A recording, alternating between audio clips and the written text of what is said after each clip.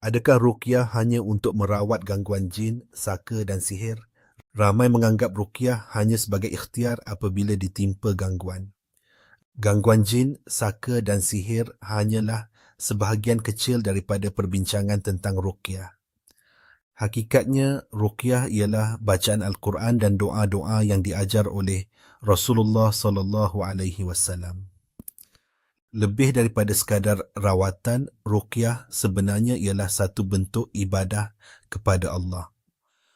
Tujuan ruqyah yang paling besar ialah mendekatkan seorang hamba kepada Allah.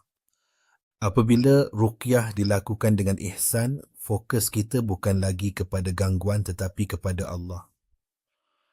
Apabila hubungan dengan Allah semakin kuat, hati menjadi lebih tenang menghadapi setiap ujian. Inilah yang dikongsikan dalam kelas ruqyah dan ihsan, bukan sekadar belajar meruqyah, tetapi belajar membina hubungan dengan Allah melalui ruqyah dan ihsan. Kembali kepada Allah.